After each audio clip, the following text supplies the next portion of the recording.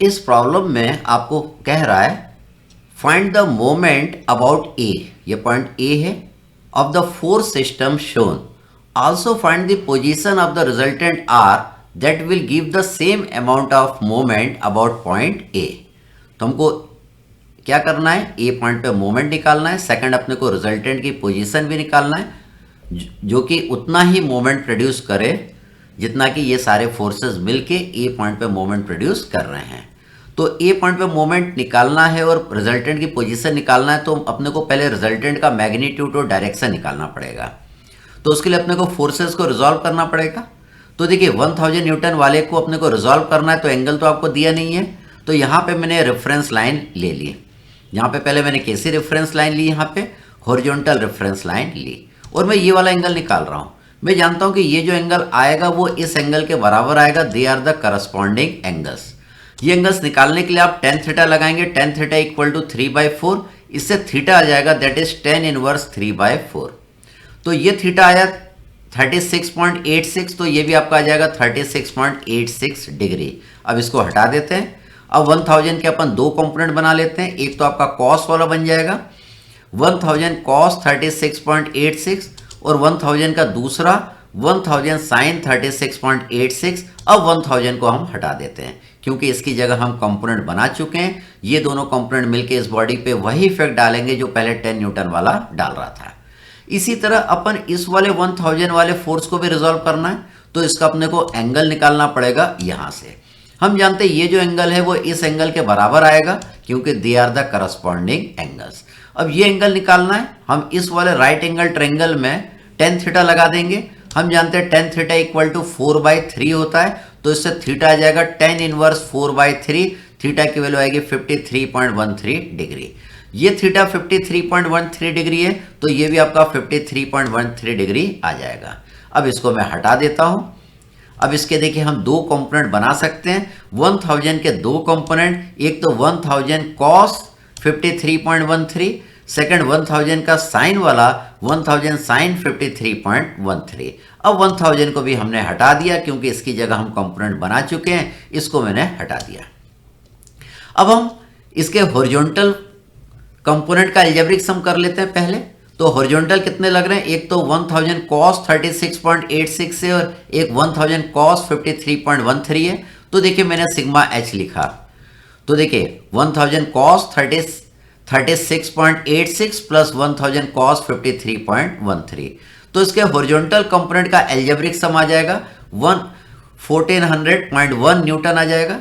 अब हम इनके वर्टिकल कंपोनेंट का अलजेब्रिक सम करेंगे, तो वर्टिकल में कितने लग रहा है, 1000 लग रहा है और 1000 साइन 36.86 लग रहा है और 1000 साइन 53.13 लग रहा है। तो ऊपर के डायरेक्शन में लगने वालों को मैंने पॉजिटिव लिया और नीचे के डायरेक्शन में लगने वालों को मैंने निगेटिव लिया, तो इसके वर्टिकल कंपोनेंट का अलजेब्रिक सम आ गया निगेटिव 1200.1 न्यूटन। इसका हम रिजल्टेंट निकाल लेते हैं। हम जानते हैं R is equal to under root sigma H का whole square plus sigma V का होल स्क्वायर, तो इससे आपका R आ जाएगा 1844 न्यूटन। अब एंगल भी निकाल सकते हैं। एंगल कैसे निकालेंगे, theta is equal to tan inverse mod of sigma V upon mod of sigma H, तो इससे थीटा की वैल्यू निकल के आ जाएगी 40.6 डिग्री। ये जो थीटा आपका आएगा ये फोर्थ क्वाड्रेंट में आएगा।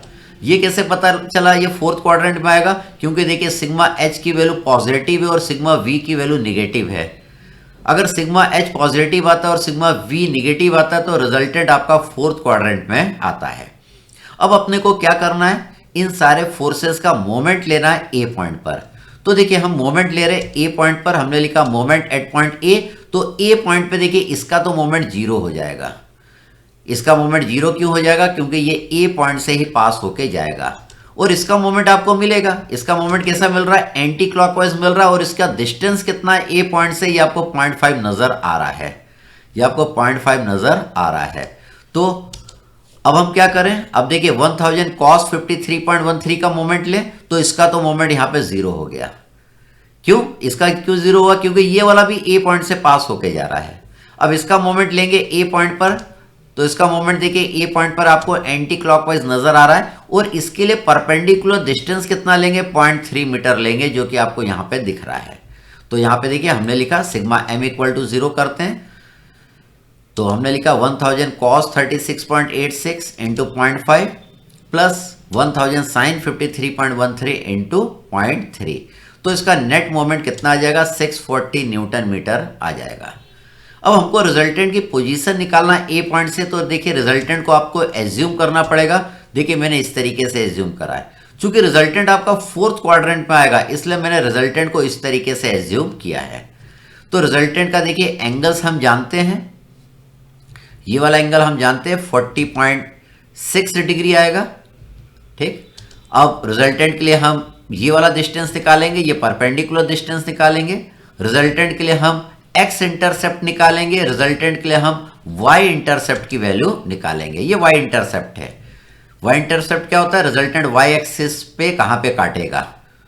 तो देखिए परपेंडिकुलर डिस्टेंस निकालने में तो कोई दिक्कत नहीं। देखिए ये वाला भी एंगल देख लीजिए, ये एंगल कितना आएगा आपका 46.6 डिग्री आएगा, क्योंकि ये वाला एंगल, ये दोनों एंगल बराबर आएंगे। क्यों आएंगे, क्योंकि ये दोनों करस्पॉन्डिंग एंगल है। अब हमने वेरिगनेंस थ्योरम लगाया कि रिजल्टेंट का मोमेंट ए पॉइंट पर किसके बराबर होगा, इन सारे फोर्सेस का मोमेंट ए पॉइंट पर। तो इन सारे फोर्सेस का मोमेंट ए पॉइंट पर कितना आया, 640 न्यूटन मीटर आया, उतना ही रिजल्टेंट का मोमेंट ए पॉइंट पर आएगा। तो देखिए यहां पे हम लिखते हैं 1844 into D is equal to 640। ये रिजल्टेंट का मोमेंट ए पॉइंट पर बराबर सारे फोर्सेस का मोमेंट ए पॉइंट पर आपने लिखा। इससे डी की वैल्यू आपकी आ गई 0.347 मीटर। अगर आपको एक्स इंटरसेप्ट निकालना है तो रिजल्टेंट को यहाँ पे दो कंपोनेंट में आपको रिजॉल्व करना पड़ेगा। तो रिजल्टेंट के देखिए मैंने दो कंपोनेंट बना लिए, एक तो कॉस वाला बना, सेकंड साइन वाला बना। तो कॉस वाले कंपोनेंट का तो मोमेंट ए पॉइंट पे जीरो हो जाएगा, क्योंकि कॉस वाला कंपोनेंट यहीं से पास होके जाएगा। साइन वाले कंपोनेंट का मोमेंट मिलेगा, कितना मिलेगा 1844 sine 40.6 into X is equal to sigma M. तो देखिए इसका मोमेंट आपको इस पॉइंट पे मिला, बाकी इसका मोमेंट इस पे क्या हो गया, जीरो। इससे आपका एक्स इंटरसेप्ट निकल के आ जाएगा, कितना आया 0.533 मीटर। इसी तरह अगर आपको y इंटरसेप्ट निकालना है तो रिजल्टेंट को यहां पे दो कंपोनेंट में रिजॉल्व कर दीजिए। एक बना 1844 cos ऑफ 40.6, दूसरा आपका साइन वाला बना। अब साइन वाले का तो मोमेंट यहां पे जीरो हो जाएगा, कॉस वाले का मोमेंट आपको यहां पे मिलेगा। तो देखिए परपेंडिकुलर डिस्टेंस आपको नजर आ रहा है, तो आपने रिजल्टेंट का मोमेंट ए पॉइंट पर लिया, आपने लिखा 1844 cos of 40.6 into Y is equal to 640। तो इससे आपका y इंटरसेप्ट भी निकल के आ जाएगा, वो कितना आएगा 0.457 मीटर।